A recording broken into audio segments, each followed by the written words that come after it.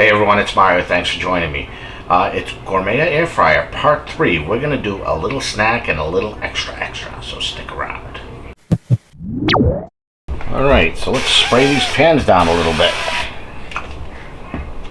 Now you're asking yourself, well Mario, what are you going to be cooking in there today? Well, I'll tell you, I got some meatballs that I made and froze but did not cook. But I'm going to do a little something extra here. I'm only going to put 3 in each, maybe. Maybe I'll do 4. Because, as I've always said, this is a walk-around snacking food. So, yes. Oop. Drop that right in there. Okay. Now, these I usually cook for about 12 minutes at 400, sometimes 380. These are partially frozen in the middle.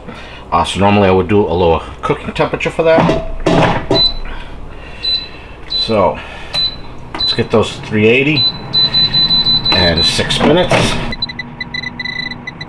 So I've already made meatballs several times on YouTube, so I'm just going to put a link up here in the corner so you look at it, how I've made them on stovetop, pressure cooker, slow cooker, and air fryer, and even oven, and even Breville, I think.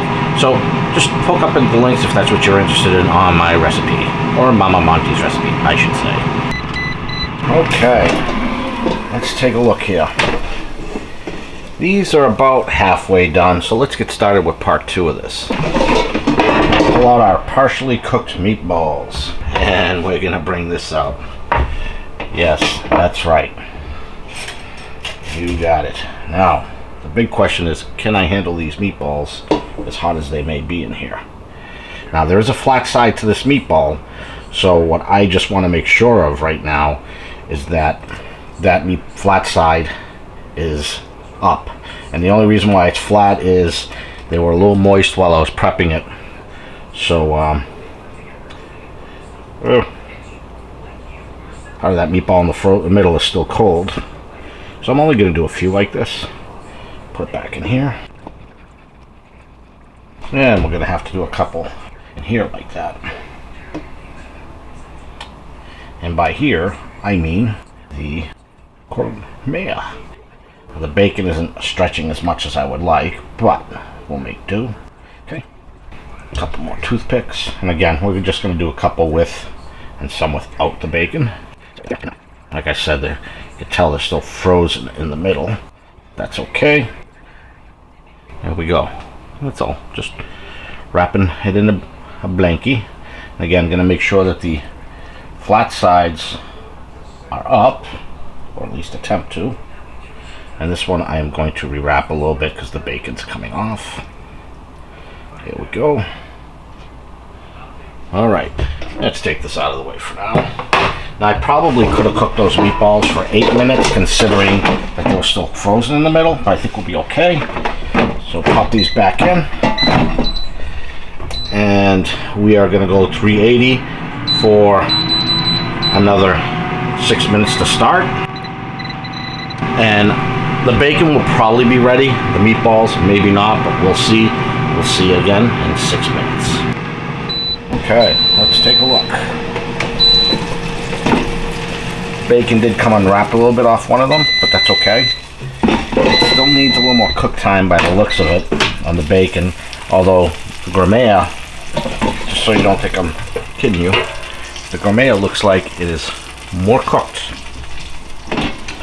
So what I am going to do next is I am going to let the GoWISE go a couple more minutes at 380, and we're going to start the third step on the Gourmia while that's going.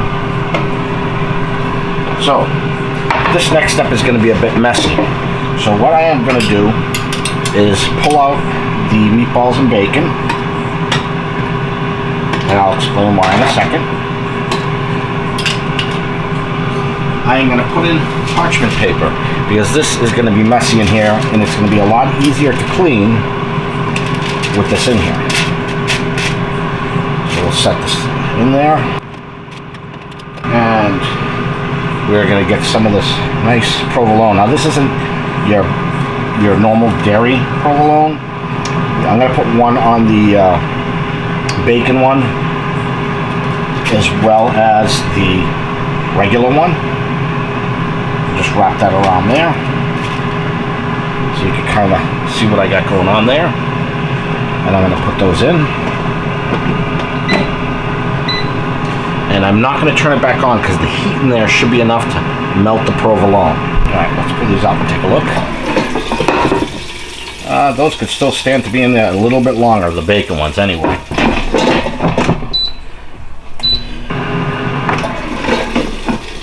Okay, I think we're good.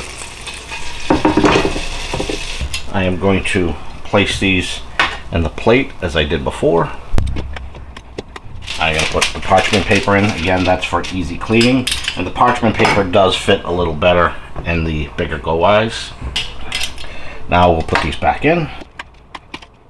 And we got the half pieces to put on everything here. Again, this is not your standard deli provolone. This is that extra sharp imported type stuff. And it's really good. It's so strong. I love provolone. I can eat a lot of slices of it. But this is so strong that I can only eat a couple of slices unless I wrap it on around, let's say, a breadstick or something. Now, when I push this back in, it's going to want to start up. So, as I always say, unplug your air fryer, folks. And in this case, I am unplugging both the air fryers. So this is going to continue to heat up and melt, as is the one in the Gourmia, which is probably about ready. Let's take a look. Here we go. Look at that. And I'm glad I had that extra piece of cheese, because what I am going to do is I am going to cover a little bit more of the bacon wrap ones, and I'll put this back in. Let's take a look at the GoWISE again. Yeah, we can drop that last piece of cheese on there as well.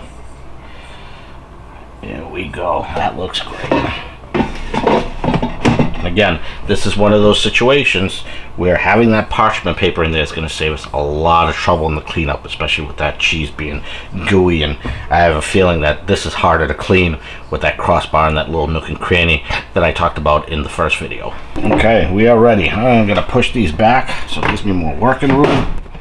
It's kind of tough. You think, you know, you got two air fryers and they take up quite a bit of room. Oh yeah, that's what I'm talking about. So I'm going to take a regular one, and I am going to take a bacon covered one for now. Do the same here. Take a regular one, and I am going to take a bacon covered one. And that's what I like about this particular provolone. It's really stringy. Let's give it a taste. Okay, got my GoWISE and got my Gourmia. Before I do that, I want to get something to drink. Got some IBC root beer. This is caffeine free, which is good because I already had my load of caffeine today. And I am going to pull out the toothpicks. Don't want to forget that. Okay. So, GoWISE meatball. Keep in mind, the GoWISE I did cook longer just because I felt it wasn't ready.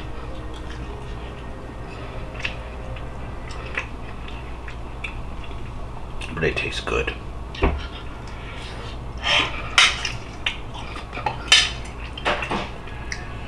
Try the Gourmia one. Now the Gourmia one is a bigger meatball, so we'll see how it's cooked. I'm gonna taste the cheese in there.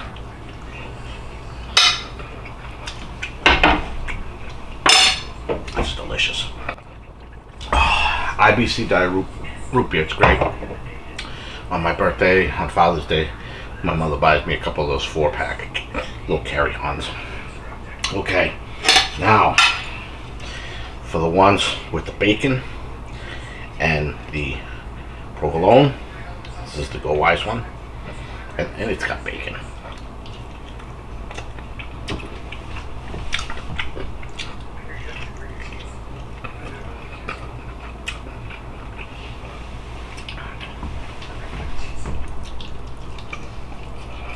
Oh,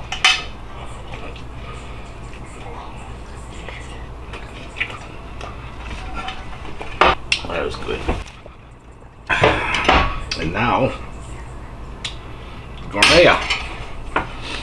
I probably could have cooked these a little bit longer if I wanted to get the bacon extra crispy.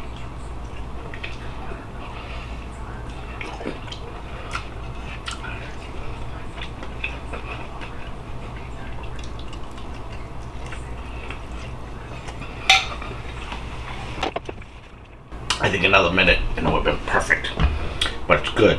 And the fact that I have the air fryer doors closed, it's continuing to cook because there's still a lot of heat in there. If I pull out this basket, it'll cool down in a few minutes, no problem. If I leave the basket in there, 20 minutes later, it's still got a lot of heat built up in there because it's not that it's well insulated, it just holds the heat well. I almost don't want to put the cheese on there because you can't really see, you know, the bacon and everything.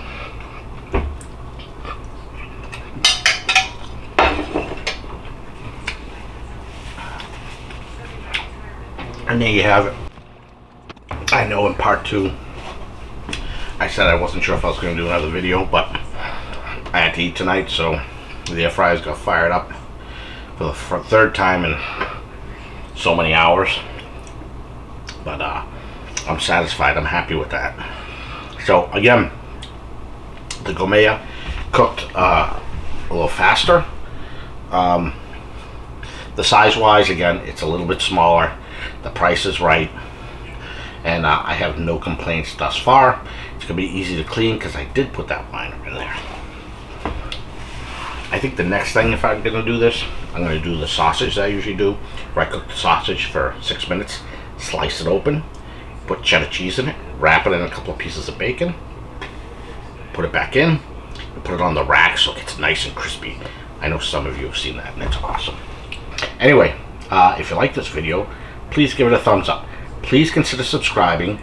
Hit the notification bell so you know when I put out a new video. And don't forget, I got links in the description to my new Facebook, Twitter, and Instagram pages. So you want to check those out and join. And I will see you on the next one. Thanks a lot. It's fun getting to test your own food.